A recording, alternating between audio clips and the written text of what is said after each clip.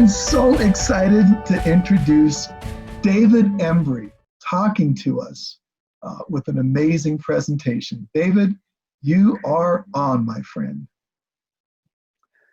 Thank you, Superintendent Mark.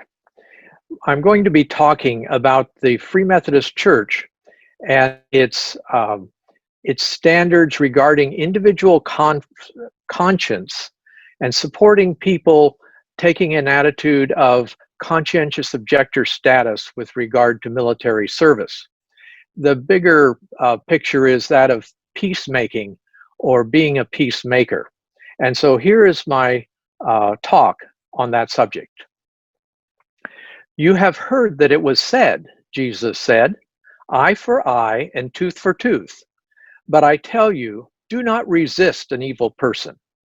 If anyone slaps you on the right cheek, turn to him the other cheek also. And if anyone wants to sue you and take your shirt, hand over your coat as well. If anyone forces you to go 1 mile, go with him 2 miles. Give to the one who asks you, and do not turn away from the one who wants to borrow from you. I believe that this passage from Matthew 5 and the one that follows is one of the most misunderstood of all the teachings of Jesus. It is misapplied in 2 ways. First in the how, and second in the who. How is it misapplied? By attempting some form of passive pacifism. Somebody does something to you that you don't like, so you just let it go. You don't want to rock the boat. A classic example would be a passive response to domestic violence. After all, isn't a woman supposed to submit to her husband? But Jesus was not prescribing passivity. He was prescribing a proactive response of overwhelming goodness. Consider the third illustration in the passage, going the 2nd mile. This was clearly understood by his listeners. A Roman soldier was allowed to require a Jew to carry his load for 1 mile, but no more. And Roman roads had mile markers. Soldiers were used to a passive response of sullen compliance, with perhaps a muttered curse after the mile was completed. But the follower of Jesus was to keep going with good cheer and blessing, which would mess with the mind of the enemy, perhaps even leading to a change of heart. So much for the how, now for the who. People misapply this passage because Jesus intended it to be applied only to evil people and enemies, and most people wrongly apply it to family members, neighbors, friends, and co-workers. They are doing it wrong in 2 ways. First, by being passive instead of proactive, and second, by doing it to the wrong people. In Matthew 18:15-17, Jesus prescribed how to respond to sins done against you by a brother. His prescription requires a proactive process which seeks reconciliation and leads to resolution. John Wesley used it as the basis for his sermon on evil speaking or gossip. But people are not willing to do the hard work of making peace when it means going to the brother, confronting him about his sin, and trying to win him over. People would much rather passively turn the other cheek, let it slide, hope for the best, not rock the boat. But doormats are meant to be walked on, and this process builds resentment in the doormat and turns the offending brother into an abuser and ultimately an enemy. It does the opposite that is intended because it is being done passively, the wrong way, and to the wrong person. It is the wrong context. Let me share with you a little of my own family's history. My grandfather, Harmon Corson, served his country during World War I. He almost died from the influenza pandemic and never made it to Europe. Asthma disqualified me from military service, but my daughter served in the United States Army Reserve in civil affairs, and my son spent 4 years in the United States Marines. My father, Dr. Paul Embree, enlisted in World War II as a conscientious objector to become a medic and served in San Antonio training other medics. His military service allowed him to go to medical school on the GI Bill and become a missionary doctor. He served in southern Rhodesia, now Zimbabwe, at the Chikumbedzi Mission Hospital. While he possessed firearms and used them to provide game meat for the hospital staff and patients, he had resolved that he would never use them to take another human life, even for the defense of his own family. During the early stages of the Civil War in the mid-1960s, members of Joshua Nkomo's political party were detained near our mission. Dr. Embree led a group of missionaries, including his family and me, to visit the detainees as representatives of the gospel. He later medically treated some of the detainees. At the same time, he supported the government, and on one occasion reported on an illegal assembly that was to take place near the mission. We chose to evacuate from the mission hospital at that time.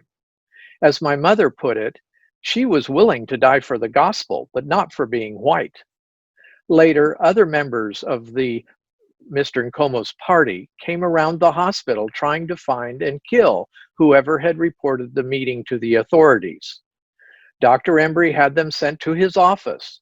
There he told them to tell Mr. Nkomo that he was the one who had reported the meeting, that he would do the same in the future, and to leave the Africans on the mission alone.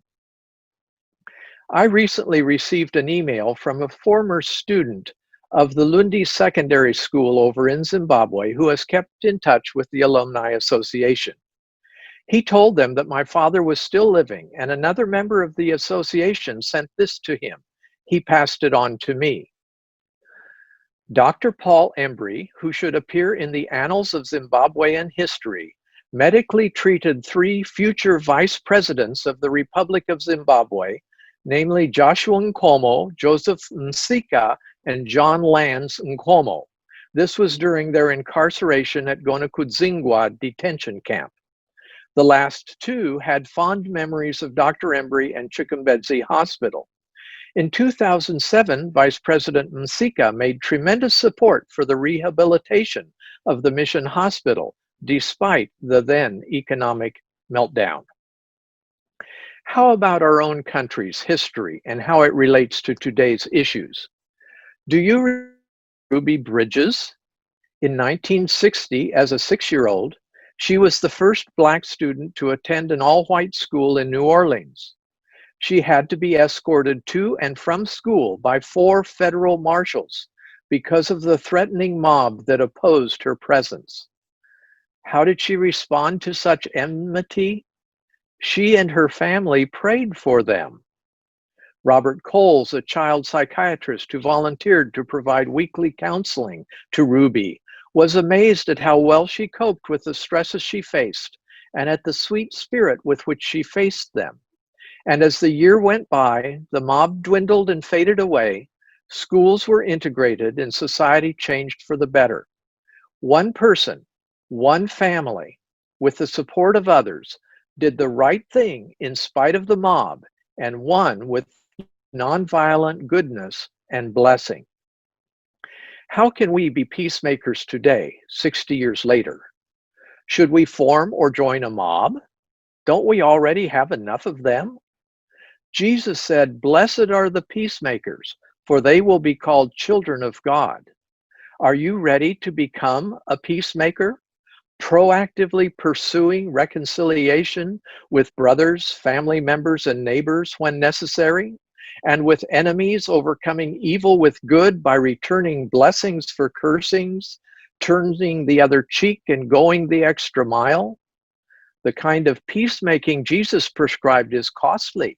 It is risky. It is not for the faint of heart. It is impossible without God's grace working powerfully within us. Will you make the decision to become that kind of peacemaker?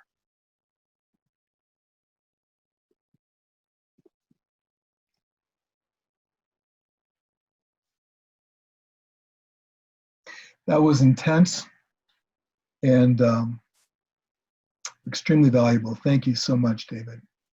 Yeah, peacemaking is not passivity.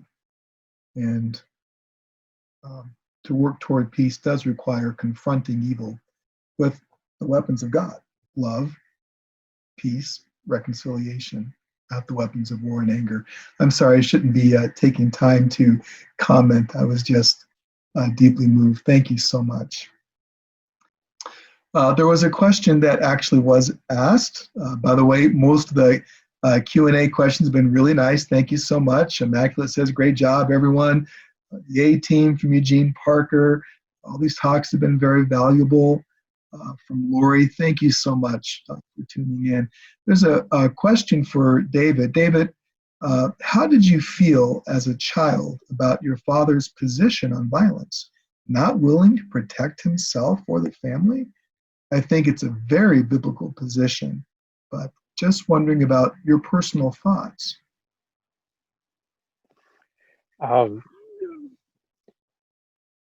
We were there on the mission field as a family, and we joined with him in that belief. And so we were depending on the Lord for our safety and for delivering us. And when you put your life on the line in line with your beliefs, you're depending on the Lord, and you're going to live with the consequences, however they work out.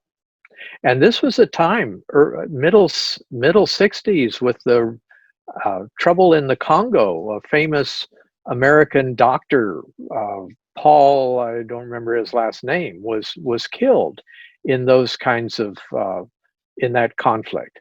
And so the possibility of it was very, very real to us. And we lost a lot of friends in the Civil War.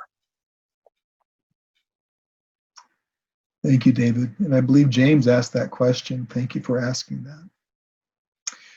Well, look, everybody that's viewing has been part of our audience. It's been a real pleasure to be able to have you with us.